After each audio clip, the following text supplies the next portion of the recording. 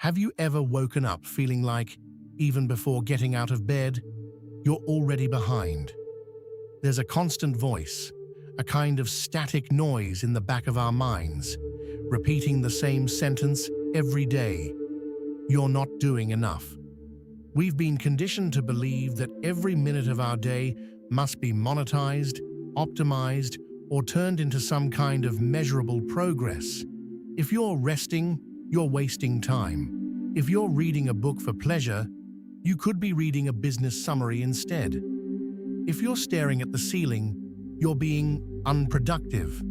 This is the foundation of toxic productivity. The idea that human value is directly proportional to work output. It's a rat race where the finish line moves forward every time you get close to it. The problem isn't wanting to be better, it's the obsession with becoming a machine. We've turned our lives into one big Notion dashboard, full of checkboxes that at the end of the day leave us feeling empty, even when they're all checked. In this video, I'm not going to give you another Pomodoro technique or a new organization app. In fact, I want to do the opposite. I want to show you why the system you're trying to follow was designed to break you. We'll analyze how performance culture hijacked our mental health and why slow productivity is the only way out for those who want real success without losing their soul along the way. Get ready, because to truly become productive, the first step is, ironically, learning how to stop. The exhaustion you feel isn't a lack of discipline. It's your body screaming that hustle culture is biologically unsustainable. We're not silicon processors running at the same frequency 24 hours a day. We're biological organisms subject to cycles, rhythms, and, most importantly, limits. Ignoring this is the fastest path to burnout and worse, mediocre work. The end of toxic productivity isn't about laziness. It's about the rebellion of choosing quality over quantity. What makes toxic productivity so dangerous is that it disguises itself as virtue. If you work 12 hours a day, society applauds you. If you sacrifice sleep for success, you're seen as resilient. But what no one tells you is the invisible cost. We're living through an epidemic of invisible burnout. It's that state where you're not necessarily stuck, but you're operating in safe mode. Your creativity has vanished, your patience is short, and your ability to focus deeply has been replaced by frantic tab switching. We've entered what psychologists call a dopamine treadmill. Each completed task gives you a small spike of satisfaction, but it lasts seconds. Soon, you need the next task just to feel useful again. This destroys our capacity for critical thinking. When you're just trying to survive your to-do list, you stop questioning why you're doing those things in the first place. Toxic productivity turns you into an excellent executor of irrelevant tasks. Science shows that the human brain has a limit to the number of high-quality decisions it can make per day. When you try to optimize every second, you spend that energy on micro-decisions. What time should I work out? Which email should I answer now? How should I organize my tags in the app? By the time you truly need focus for a major project, there's nothing left. Exhaustion doesn't come only from overwork. It comes from fragmentation. We're constantly connected, which means work never truly ends. It follows us to dinner through WhatsApp, to bed through email on our phones. This constant surveillance creates a state of hypervigilance in the nervous system. Cortisol, the stress hormone, remains chronically elevated. This kills neuroplasticity. In other words, the more you try to be productive under constant pressure, the dumber and less creative your brain becomes. It's a self-destructive cycle that the work while they sleep culture completely ignores. One of the strongest pillars of toxic productivity is the glorification of multitasking. We feel superhuman when we're in a Zoom meeting, answering Slack messages and ordering food on iFood at the same time. But the raw truth is that multitasking is a neuroscientific myth. The brain doesn't do two complex things at once. It rapidly switches between them, and every switch has a cognitive cost. Imagine your focus as a spotlight. Every time you change tasks, the spotlight has to turn off in one place, rotate, and turn on somewhere else.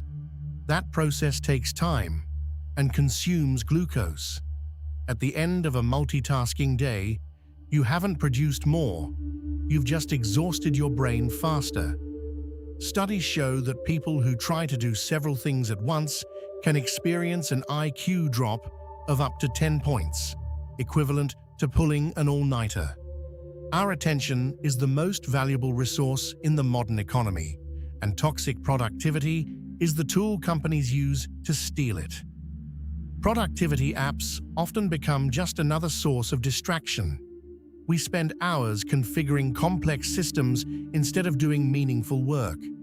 This is what we call structured procrastination.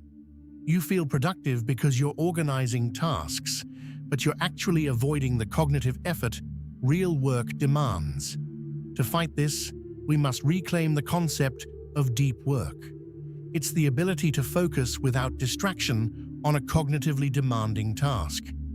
But deep work is the enemy of toxic productivity because it doesn't look busy. It looks like someone sitting quietly, without notifications, simply thinking or writing. In today's world, silence and lack of notifications are seen as inefficiency, when in reality, they are the only environments where genius and true productivity flourish. So, how do we break this cycle? The answer lies in a concept gaining strength: slow productivity. Introduced by authors like Cal Newport, this movement suggests we measure success not by what we do in a day, but by what we build in a year or a decade.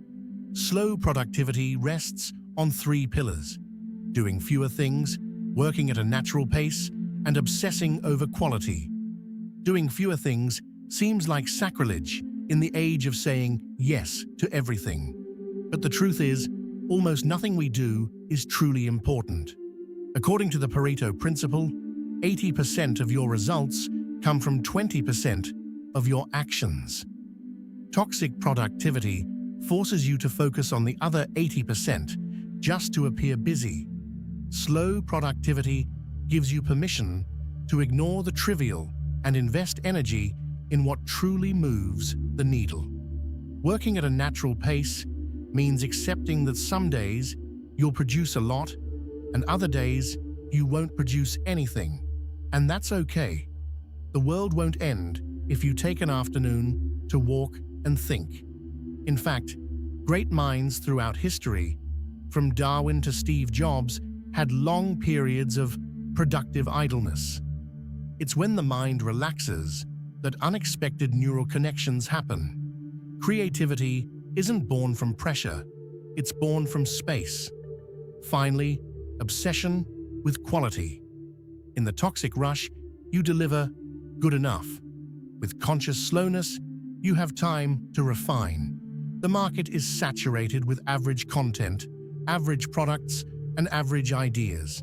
What stands out today is what's made with care, depth, and time. Being slow isn't being sluggish, it's being deliberate. It's choosing the right direction before you start running, so you don't realize too late that your ladder was leaning against the wrong wall. Understanding the theory isn't enough. You need practical defenses against external pressure.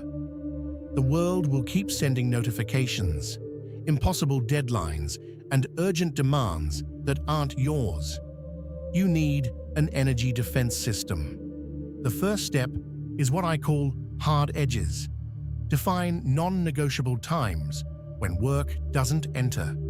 If your workday ends at 6 p.m., your brain needs to know that from that moment on, the factory is closed.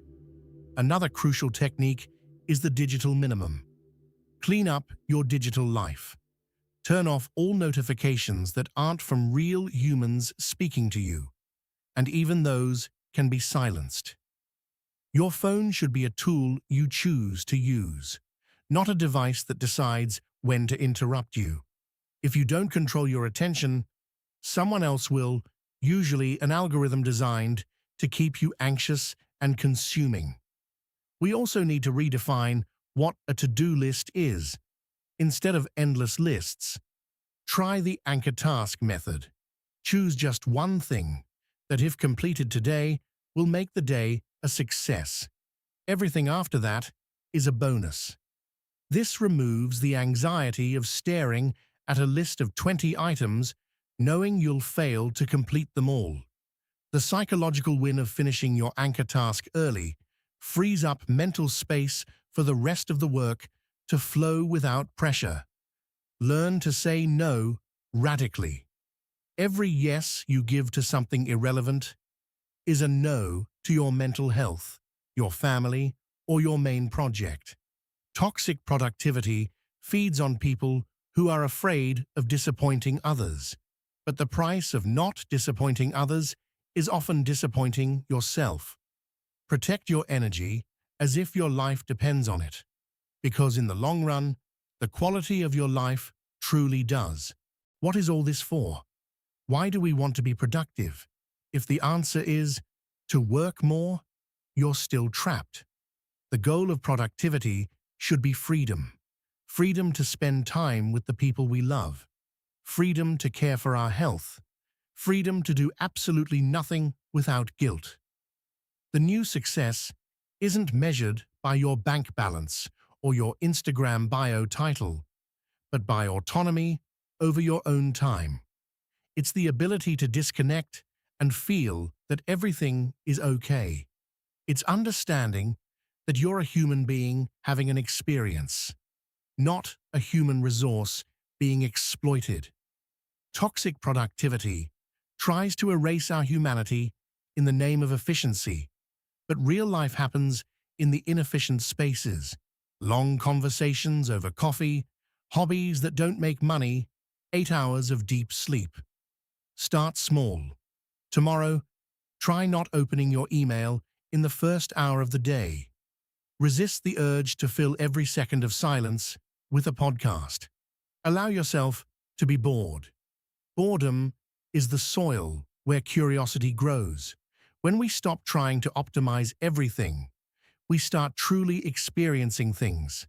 The end of toxic productivity is actually the beginning of a life lived with intention. If this video resonated with you, my challenge is simple. Choose one area of your life where you will be less productive on purpose this week. Give yourself the luxury of slowness. You'll realize that when you stop running, you can finally see the path. If you want to learn how to build systems that respect your rhythm, subscribe here. Let's redesign the way we work and live, one slow step at a time. Thank you for watching. And remember, you are much more than your to-do list.